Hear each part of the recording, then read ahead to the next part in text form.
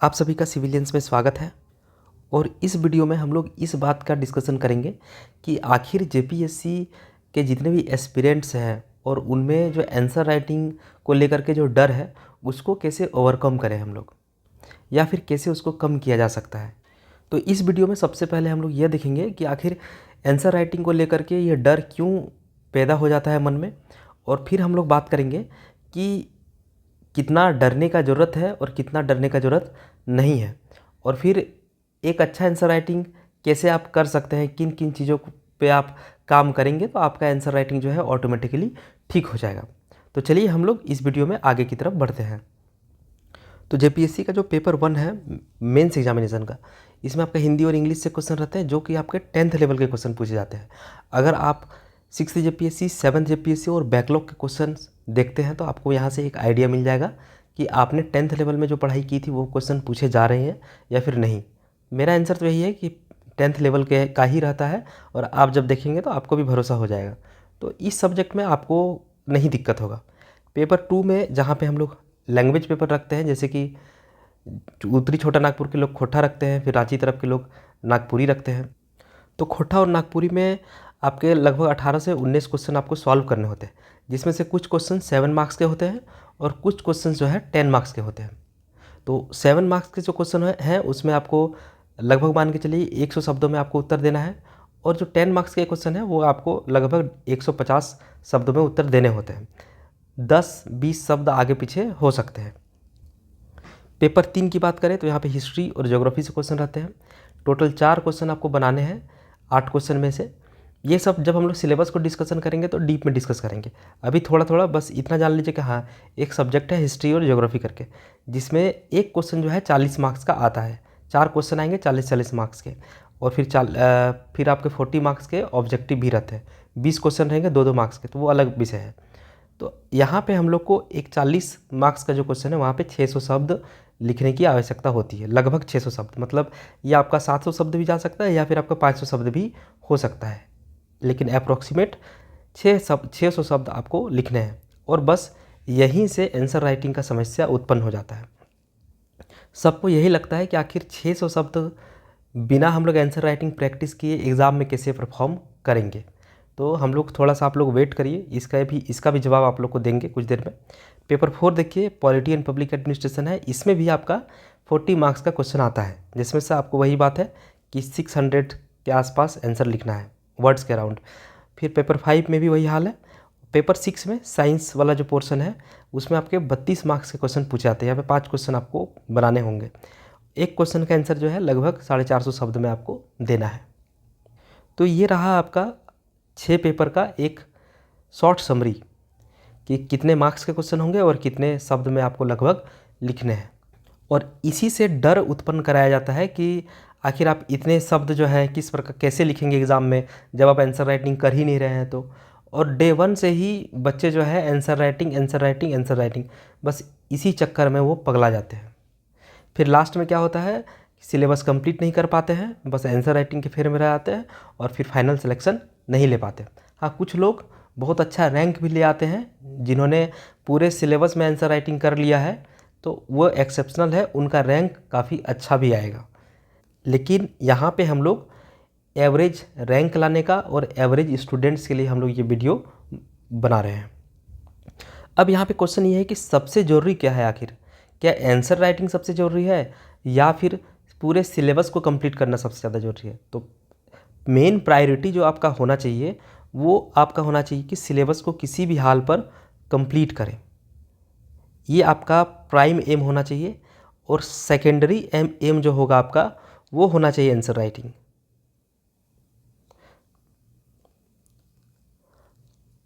अगर आपने पूरा सिलेबस को एक बार ढंग से कवर कर लिया है, आपको बहुत सारे फैक्ट्स याद है, आपको कंसेप्ट जो है वो माइंड में है, तो फिर आप आंसर राइटिंग बिल्कुल स्टार्ट कर सकते हैं। लेकिन बिना सिलेबस को स्टार्ट किए या फिर 1-2 टॉपिक ही पढ़े हैं आप और फिर आंसर राइटिंग करना चालू करेंगे, तो इससे क्या होगा ना कि आप अच्छा आंसर लिख नहीं पाएंगे, सामने वाला आपको कम मार्क्स देगा, और जिसकी वजह से क्या होगा, आप धीरे धीरे डीमोटिवेट होते चले जाएंगे। तो आपको इस वाले क्वेश्चन का भी आंसर मिल गया होगा कि आंसर राइटिंग कब से स्टार्ट करना चाहिए। सबसे पहले अभी 14th जेपीएससी की बात करें तो इसका नोटिफिकेशन आने में भी मिनिमम 5 महीना तो है आपके पास।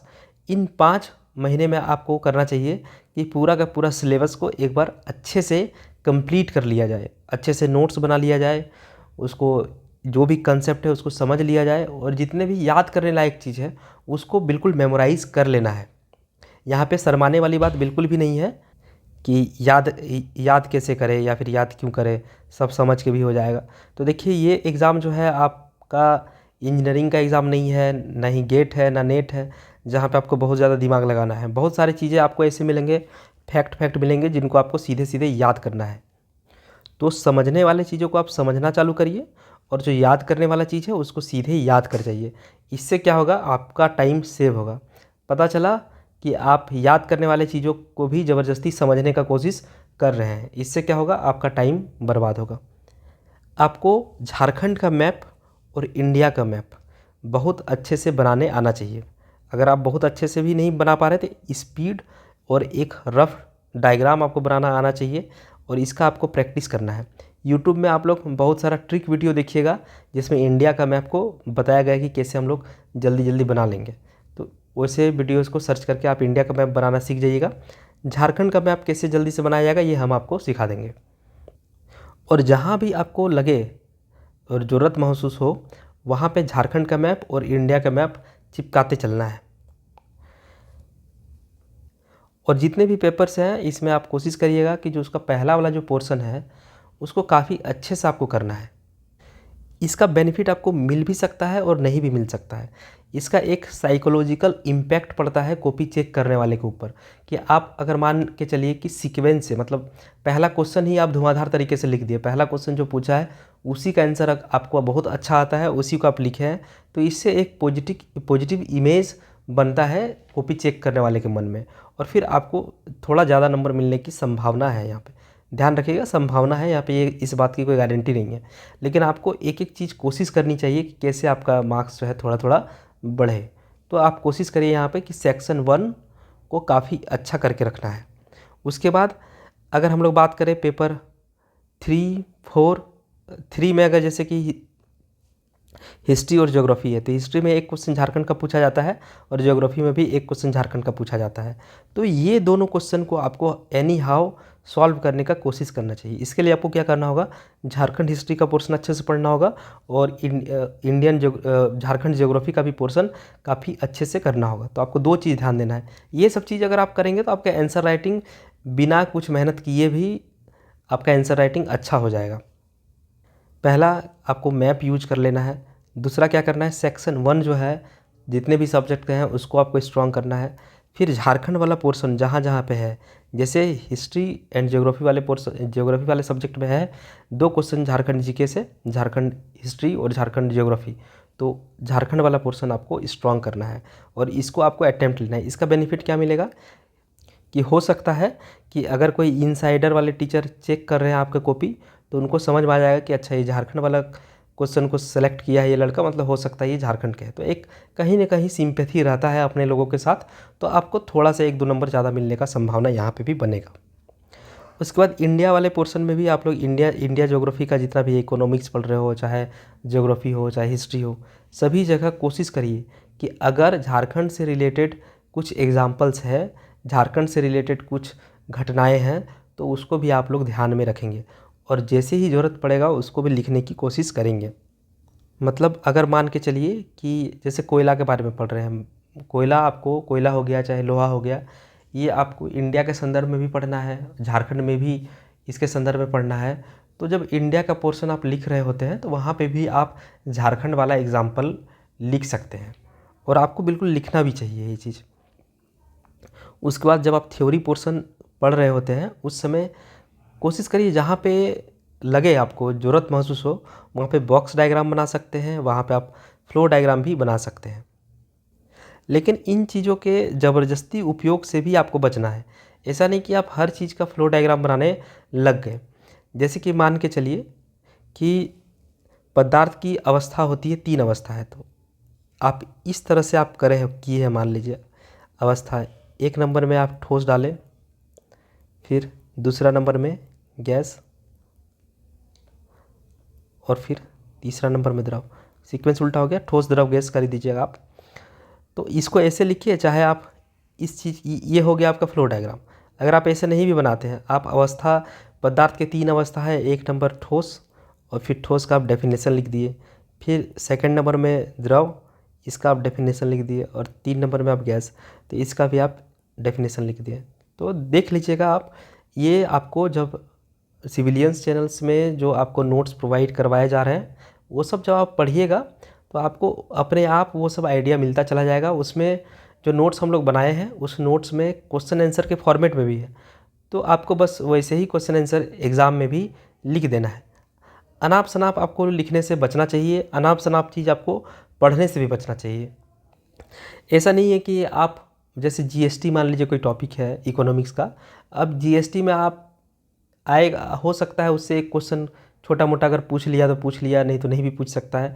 अब ऐसा नहीं है कि आप जीएसटी के लिए 8-8 घंटा का क्लास करे जा रहे हैं और जीएसटी पे ही आप 50 पेज का नोट्स बना के याद कर रहे हैं। ये सब गलती नहीं करना है। जेपीएससी को कभी भी यूपीएससी से कंपैरिजन नहीं करना है आपको। यूपीएससी के लिए आंसर राइटिंग कंपलसरी हो जाता है, लेकिन जेपीएससी में आंसर राइटिंग जो है बहुत ज़्यादा कंपलसरी नहीं है। आप बस मेरे इन पॉइंट्स को आप ध्यान दीजिए, इन पॉइंट्स को आप मजबूत करिए, आपका ऑटोमेटिक आंसर राइटिंग अच्छा हो जाएगा। आपको अलग से आंसर राइटिंग नहीं करना है कहीं।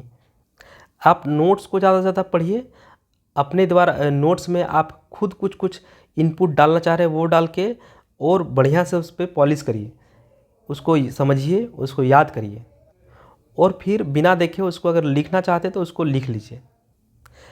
आंसर राइटिंग के नाम पे आप कुछ भी लिखने से आपको बचना चाहिए। जैसे जो टॉपिक आप नहीं पढ़े हैं, उस टॉपिक का आप आंसर अगर आप लिखने चले गए तो आप क्या लिखेंगे उसमें? आप जैसे ही पेन पकड़ेंगे, आप बहुत आंसर राइटिंग किए हैं लेकिन आप कभी पढ़े ही नहीं वो टॉपिक, और पेन पकड़ लेने से ऐसे थोड़े है कि भगवान आपको सपना देते चलेंगे कि ये लिखो ये लिखो। तो ये सब कुछ नहीं होने वाला है। अगर आप पढ़े हुए रहेंगे, अगर आपके अंदर नॉलेज रहेगा प्रॉपर उस टॉपिक का, तो ही आप लिख सकते हैं। तो आप कोशिश करिए टॉपिक्स को अच्छे से कवर करने का। उसके बाद कई बार ऐसा भी समस्या आता है कि कुछ चीज़ें किन्हीं को समझ में नहीं आता, तो वैसे चैप्टर से भी हो सकता है कि क्वेश्चन आ गया एग्ज़ाम में और आपके पास दूसरा ऑप्शन वाला क्वेश्चन नहीं है कि आप उसको अटैम्प्ट करें। तो आपके पास अगर मजबूरी बन जाता है ऐसा कि जिस क्वेश्चन को आप नहीं जानते हैं उसको अटैम्प्ट करना है, इसके लिए क्या करना है आपको?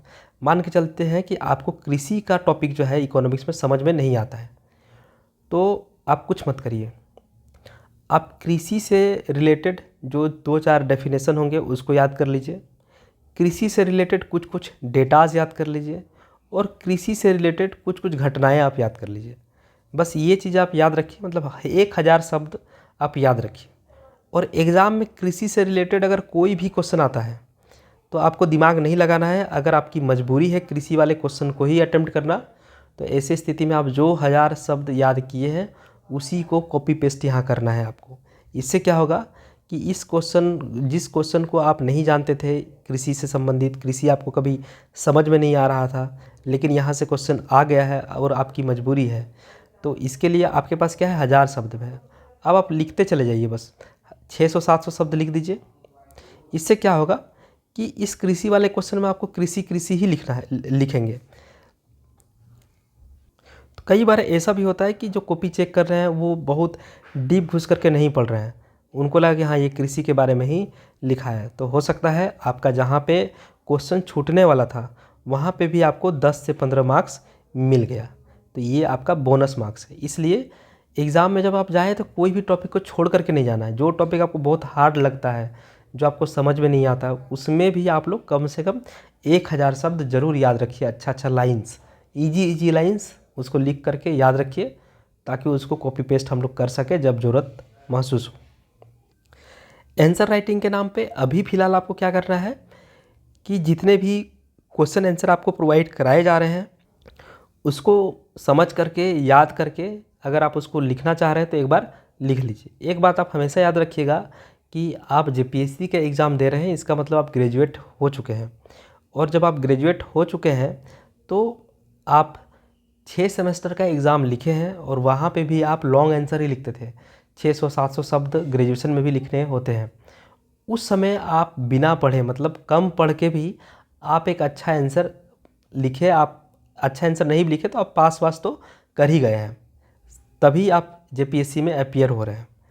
अब यहाँ पे आपके मन में ये क्वेश्चन आएगा कि सर जेपीएससी कोई ग्रेजुएशन एग्ज़ाम तो है नहीं, ग्रेजुएशन से क्यों कंपैरिजन कर रहे हैं आप। तो ये बात सही है कि जेपीएससी का कंपैरिजन ग्रेजुएशन वाले एग्ज़ाम से नहीं किया जा सकता है, लेकिन आप ग्रेजुएशन में जब आप नहीं पढ़ के गए थे तब आप लिख के आए थे, वो भी लॉन्ग लॉन्ग क्वेश्चंस। तो आप जेपीएससी के लिए जब शिद्दत से 1 साल तैयारी करेंगे तो फिर आपको वहाँ पे लॉन्ग आंसर लिखने में क्यों परेशानी होगा। जब आप नहीं पढ़े थे तब आप लिख के आए, तो जब आप बहुत अच्छा से तैयारी करके जाएंगे तब आपका हाथ कोई पकड़ के थोड़े रखेगा कि आप मत लिखो, आप तो बहुत अच्छे से आराम से लिख सकेंगे। बस आपके अंदर एक डर नहीं होना चाहिए कि आप लिख पाएंगे कि नहीं लिख पाएंगे। कुल मिला के यही कहना है कि ज़्यादा आपको डरना नहीं है। यहाँ पे जितने भी पॉइंट्स बताए हैं, जैसे मैप वाला पॉइंट बताए हैं कि पहला वाला सेक्शन उसको मजबूत करना है, आपको झारखंड का क्वेश्चन मजबूत रखना है, झारखंड के एग्जाम्पल्स आपको याद रखने हैं, जहाँ पे ज़रूरत पड़े वहाँ पे बॉक्स डायग्राम और फ्लो डायग्राम का उपयोग करना है। और एक चीज़ आपको याद रखना है क्या, कि अननेसेसरी कभी भी क्वेश्चन का आंसर सिर्फ और सिर्फ पॉइंट वाइज देने से आपको बचना है। कई बार ऐसा होता है कि आपको बहुत सारे फैक्ट्स याद हैं, तो बच्चे क्या करते हैं, फैक्ट याद है तो उसी के बेसिस पे पॉइंट 1 2 3 4 5 6 ऐसे लिखते चले जाते हैं। जहाँ पे पैराग्राफ का ज़रूरत है वहाँ पे आपको पैराग्राफ में आंसर लिखना है, और जहाँ पे पॉइंट का आंसर का ज़रूरी है वहीं पे पॉइंट्स आपको यूज करने हैं। ये सब सभी आप धीरे धीरे क्लास के दौरान समझ में आपको आते चला जाएगा। अभी पहला ही दिन आप अगर पागल होते चले जाएंगे तो आपका तैयारी उतना अच्छा नहीं होगा। अभी 5 महीना आपके पास है, 5 महीना में इन चीज़ों पे जो अभी डिस्कस किए इस वीडियो में, इन चीज़ों पे आपको ध्यान देना है। सिविलियंस के माध्यम से आपको 11th to 13 जेपीएससी का नोट्स भी प्रोवाइड करवाया गया था, 14th जेपीएससी का भी नोट्स प्रोवाइड करवा रहे हैं हम लोग, क्लास भी आप लोग को रेगुलर दिया जा रहा है। और उम्मीद है कि फरवरी तक में आपका मतलब नोटिफिकेशन आने के 2-3 महीने पहले ही आपका प्रीलिम्स और मेंस ये दोनों हम लोग ख़त्म कर लेंगे। तो आप लोग हमारे साथ जुड़ करके तैयारी कर सकते हैं, और अगर आप हमारे साथ जुड़ करके तैयारी करते हैं तो ये सब जो छोटा मोटा डर है ये सब को आप लोग को कभी होने नहीं देंगे। तो चलिए मिलते हैं नेक्स्ट वीडियो में, तब तक के लिए धन्यवाद। अगर आप लोग चैनल पे नए हैं तो चैनल को सब्सक्राइब कर सकते हैं, और डिस्क्रिप्शन पे जो टेलीग्राम का लिंक दिया हुआ है उससे जुड़ सकते हैं। इसके बाद का जो नेक्स्ट वीडियो होगा वो हम लोग का सिलेबस का एक डिटेल्ड डिस्कशन होगा, फिर हम लोग क्वेश्चन बैंक पे डिस्कशन करेंगे। और क्लासेस तो आपका चल ही रहा है, मेंस वाला भी और प्रीलिम्स वाला भी। तो मिलते हैं हम लोग नेक्स्ट वीडियो में।